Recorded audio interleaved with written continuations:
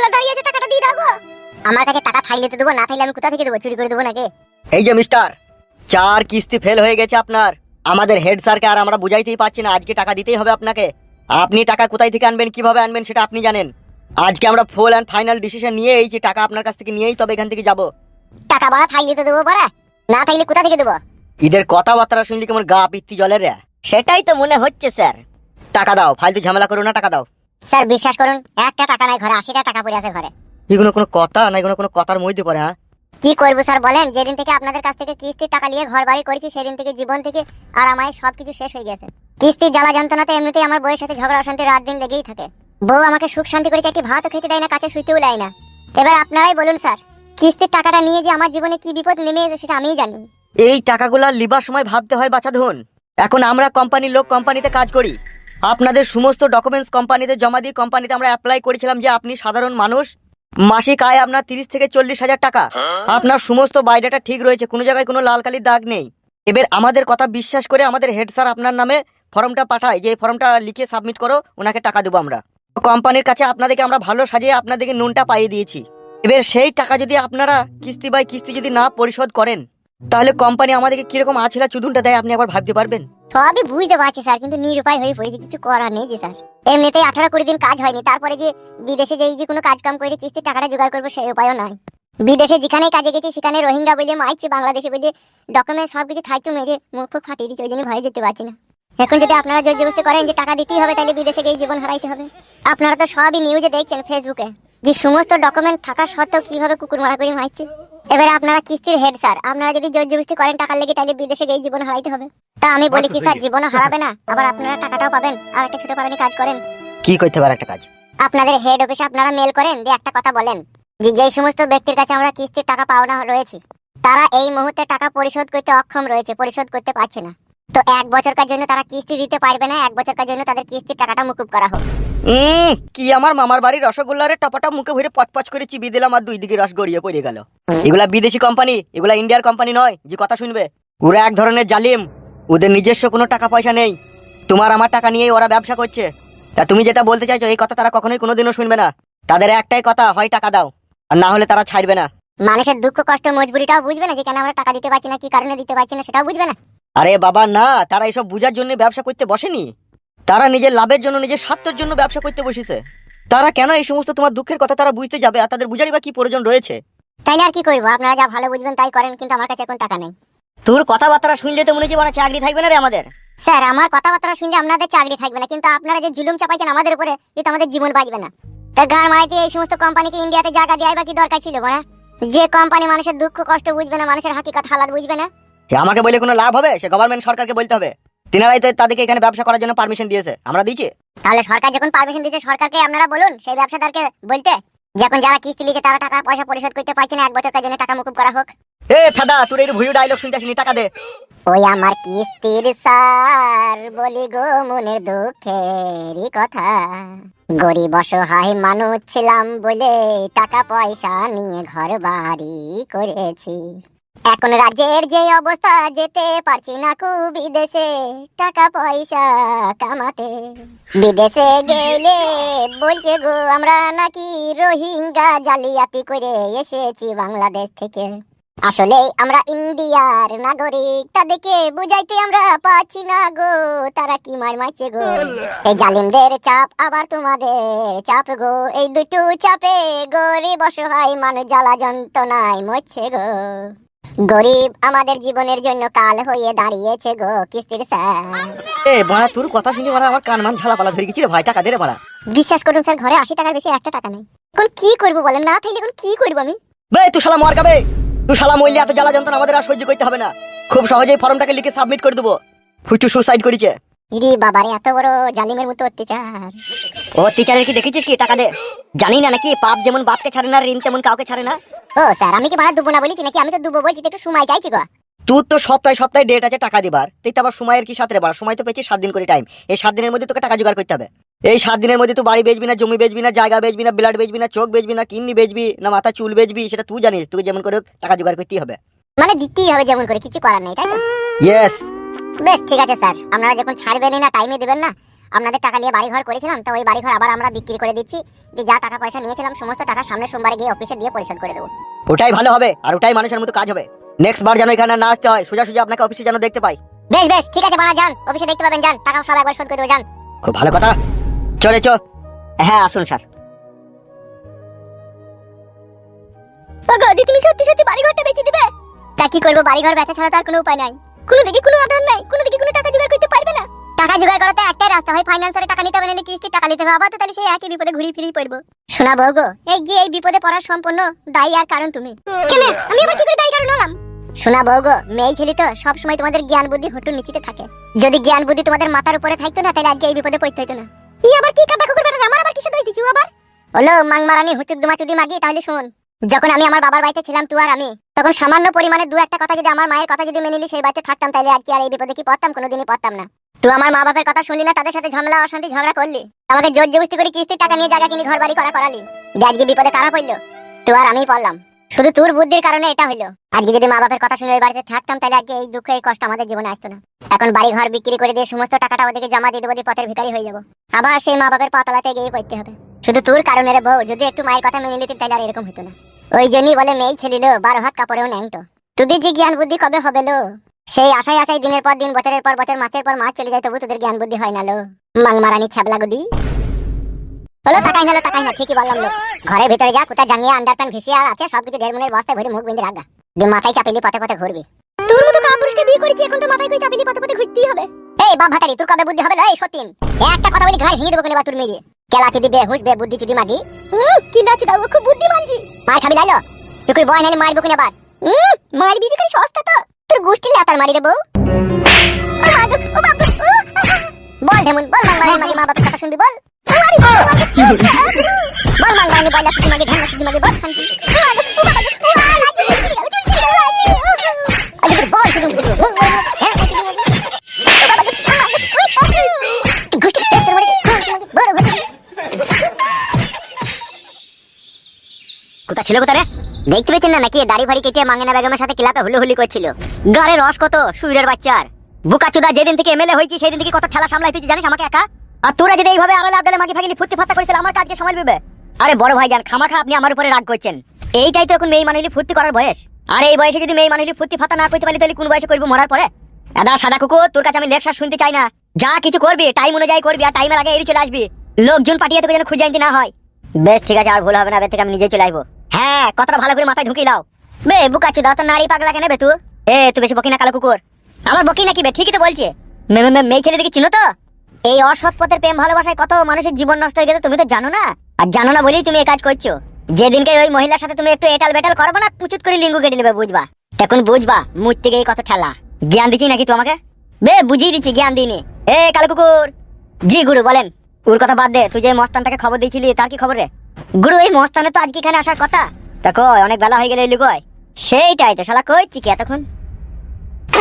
আসুন আসুন, আপনার জন্যই তো অপেক্ষা করছিলাম। আরে আমি কথা যখন দিয়েছি অবশ্যই আসবো, এতে অপেক্ষা করার কি রয়েছে? এই সেই লোক নাকি? জি বড় ভাই, এই সেই ব্যক্তি। নমস্কার এমএলএ কালুয়া সাহেব। আপনার সঙ্গী সাথী কালো কুকুর আমাকে খুব জরুরি তলব করে এখানে ডেকেছে, যাতে আমি আপনার উপকারে আসতে পারি, আপনার প্রবলেম সলভ করতে পারি। প্রবলেম তো চলছি, একটা প্রবলেম তো আমরা সলভ করতে পারছি না থানা পুলিশকে নিয়েও। তাই তোমার মতো লোককে টার্গেট করে খুঁজে এখানে নিয়ে আসা হয়েছে। কি করতে হবে বলুন? ওপেন রোডে কুপিয়ে খুন করতে হবে, না মুন্ডু কেটে নিয়ে রাস্তার মধ্যে ফুটবল খেলতে হবে, না ওই ব্যক্তিকে রাতের অন্ধকারে 24 হাত খাল করে মাটির নিচে পুঁতে দিতে হবে? আর যদি আপনি চান ওই ব্যক্তিকে 3 রাস্তার মুড়ে পুঙ্গায় বাঁশ ভরে ঠাড় করে দিতে, সেটা করে দেবো। No tension please, every don't mind. আমাদের বাপ দাদা 14 পুরুষ সবাই মার্ডার কেসের আসামি। মানুষ যেরকম সকাল হলে ঝোলা ঝাম্পু নিয়ে কাজে বেরিয়ে যায়, ঠিক সেরকম আমার বাপ দাদা 14 পুরুষ সকাল হলেই ঝোলাতে অস্ত্র বলিয়ে মানুষ মাইতে বেরিয়ে পড়ে। আমি সেই বংশের ছেলে।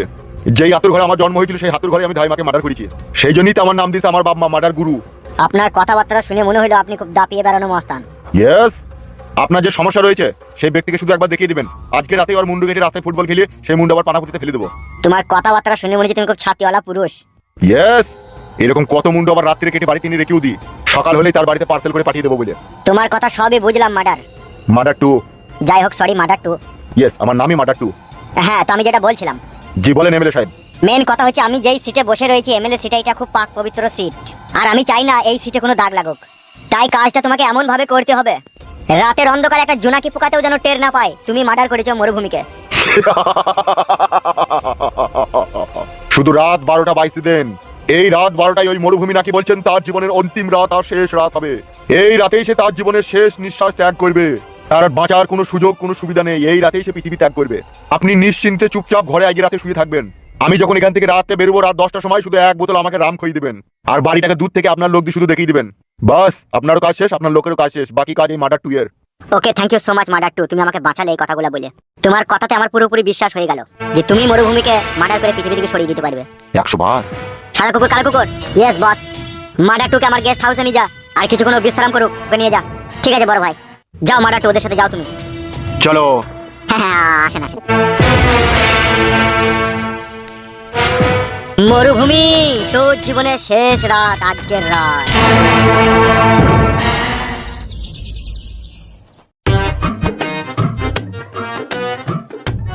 কেমন আছো মরুভূমি ভাই? ওই কেটে যাচ্ছে কোনো রকম। বাড়ির সব খবর ভালো তো? বাড়িতে সবাই ভালো আছে তো? হ্যাঁ, ভালো আছি। তো চুমকি রানী, তুমি হঠাৎ করে এখানে কি ব্যাপার? আর বইলো না ভাই, ঘরে একটা টাকা নাই। তোমার দাদা এই গোটা 10 দিন থেকে কাজে কমে যায়নি। সংসারের হাল বেহাল হয়ে গেছে। হ্যাঁ, এখন যা দিনকাল পড়েছে, সব জিনিসের দাম তো বর্তমানে এখন বাজারে লাফিয়ে লাফিয়ে বাড়ছে। সব ক্রাইসিস হয়ে গেছে। ও ভাই মরুভূমি, বলো। আমাকে গোটা 500 টাকা ধার দাও না। কালকে কিস্তি রয়েছে, ঘরে একটা টাকা নাই। 500 টাকা নেবে, তা তো কাচি মুচি করে বলার কি দরকার আছে? ডাইরেক্ট বলবে, ডাইরেক্ট। তার কারণ তোমার সাথে যে আমার লেনদেন সব তো রাত 11টার পরে। কত লাগবে, কত? 1000 টাকা হলে ভালো হইতো।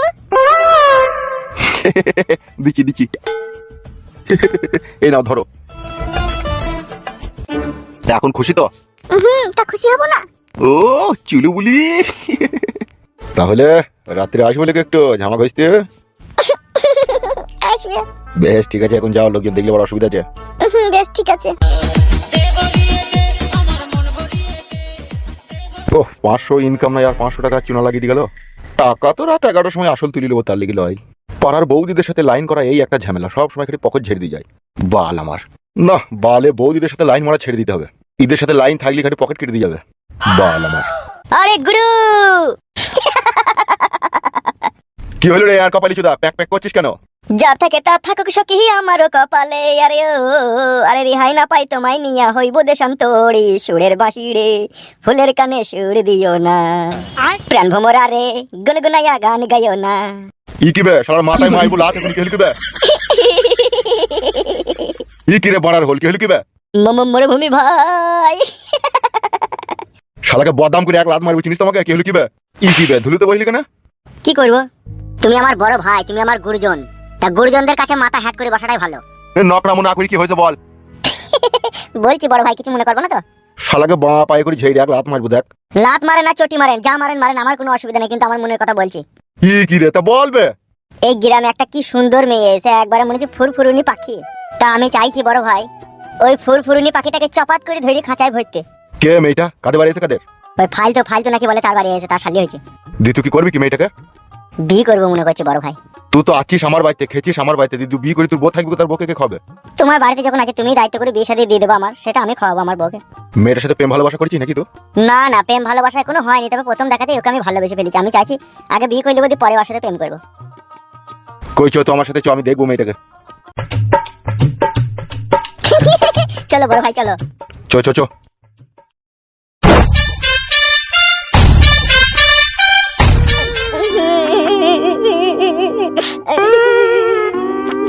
এই মানমুকু মানে ছোড়া, তুই কোন দিকে কাঁদছিস কেন রে?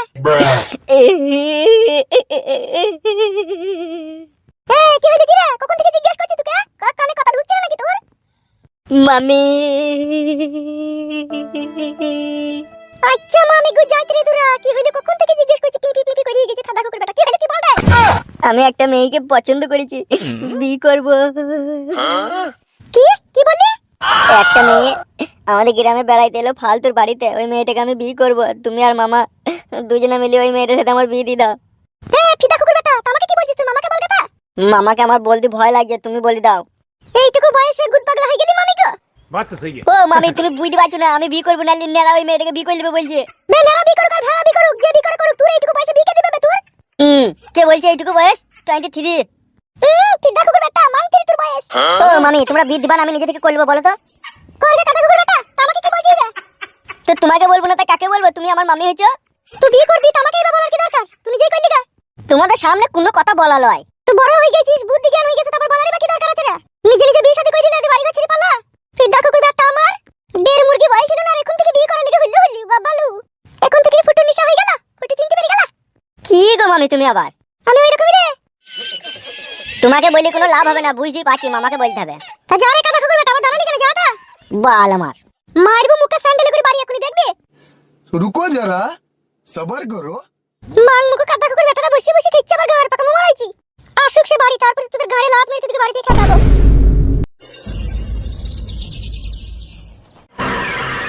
এই বাড়িটাই আছে ভাই, এই বাড়িটাই আছে। তা ডাকবে ডাক। তুমি জ্ঞানমান মানুষ, তুমি ডাকো বড় ভাই, আমি ডাকলে হবে? ও ফেদা তো বলি ছোড়া, খালি ব্যাকে ঠেলতে পারবো নাকি তুমি? কি রে? আই এম সরি বড় ভাই। সুরের বাচ্চা। বলছি বাড়িতে কেউ আছেন নাকি? কেউ থাকলে একবার বাইরে আসুন। কি ব্যাপার, কাকে চাই? পেছনে দাঁড়িয়ে, পেছনে দাঁড়িয়ে। মাথায় ঝুটি বেঁধে আছে ওইটা নাকি? কি হলো, কিছু বলবেন? বলছি তোমার কর্তা বাবু কোথায়, মানে তোমার স্বামী? কেন বলুন তো, কি হয়েছে? আপনার পেছনে যে মেয়েটি রয়েছে, ও মেয়েটি কে? কেন? ওটা আমার ছোট বোন। বাহ, খুব সুন্দর দেখতে। ওর জন্য একটা বিয়ের প্রস্তাব নিয়ে এলাম। কি রে? আপনাকে তো ঠিক চিনতে পারলাম না, আর আপনি কে, কিসের জন্য আমার বোনের বিয়ের প্রস্তাব নিয়ে এলেন? দিদি, ওই যে নেড়াপাড়ানি ছেলেটা না, ওই আমার সাথে সেদিনকে অসভ্যতামি করেছিল। কি বলছি, অসভ্যতামি করেছিলি নাকি? কে বলছি কি অসভ্যতামি করেছিলাম? পছন্দ হইলে বলি তো সেদিনকে বললাম যে তোমাকে আমার পছন্দ, দিদিকে অসভ্যতামি বলে নাকি? এই ইউ রাস্কেল, তুমি ছিলে আর একটা ছেলে ছিল, কোন উল্টোপাল্টা কথা বলছিলে না তুমি আমাকে? যদি বলি থাকে তাহলে ভুল হয়ে গেছে, আর বলবো না। আরে বাবা জাগে ওসব কথা বাদ দাও, যেটা হবে ববে সেটা করো। এই ছোঁড়া এখন তোমাকে পছন্দ করেছে, বিয়ে করবে, এই হইল ব্যাপার। এবার এই বিষয়ে আমি তোমার স্বামীর সাথে পাকা কথা বলতে এসেছি, যেহেতু তার শালী। আমি তো এই ব্যাপারে এখন কিছু বলতে পারবো না, আপনি পরে আসুন, আমরা চিন্তা ভাবনা করব দিয়ে আপনাকে বলবো। ইতে আবার চিন্তা করার কি আছে? ও মদা আর এ মেদি, এই মদা তার মেদিতে এক জায়গায় কুকাজ করবে বলে এদিকে একটা আড়ালের ব্যবস্থা করে দেবো। আবার কি ইতে আবার চিন্তা ভাবনা করার কি আছে? ছি ছি ছি ছি, কেমন নোংরা কথাবার্তা দেখেছিস দিদি? কোথায় নোংরা কথাবার্তা বললাম? যা বাস্তব যা সঠিক তাই বললাম। আপনি এখন বাড়ি যান, আমার স্বামী আসুক, তারপরে কথা আপনার সাথে বলবো। আপনি এখন যান। আবার আসবো, এখন একটু পাকা কথা দিয়ে দিলে ভালো হতো না? ঠিকই বলছো গো, এই ছোঁড়া একটু ঝুঁকঝিক করছে, তোমরা বিটা দিয়ে দাও। বলছি তো আমার স্বামী বাড়ি আসুক না, দিয়ে তারপর কথা বলবো আপনাদেরকে। আপনারা কালকে আসবেন, যান এখন। বেশ ঠিক আছে, তাহলে কালকে আসবো। বেশ আসবেন, যান। বাট কালকে আসতে হবে, একটু বলো কেন গো? কাঁদছিস কেন বেটা? বাড়ি চল, আমি আছি তো। কালকে আসবো তাহলে। বেশ ঠিক আছে, তোমরা একটু চিন্তা ভাবনা করে বলবে। আমি ওকে ভালোবেসে ফেলেছি, ওকে বিয়ে করবো, তোমার বোনকে। বেশ ঠিক আছে, যান যান। এসব কোথা থেকে কি উটকো ঝামেলা এলো বলা দেখিনি? হ্যাঁ তাই না বটে দিদি? আমি কালকে বাড়ি চলে যাবো সকালে। চুপ চুপ, তোর দুলা ভাই আসুক, দাঁড়া। ওদের মুখ হাত দেখে মনে হচ্ছে গুন্ডা বদমাশ, তাই মনে হচ্ছে। এই সামনে যে লোকটা দাঁড়িয়ে ছিল না, এই একটু মস্তান টাইপের লোক। এখন কোথায় কি হয়ে যাবে তার নাই ঠিক, আমি কাল সকালে বাড়ি চলে যাবো। বেশ, তোর দুলা ভাই আসুক, দাঁড়া। বৈশাখ মাসে বড় ভাইয়ের বিয়ে হয়েছে, মোর ভাবির কপালে কি বায়াছে।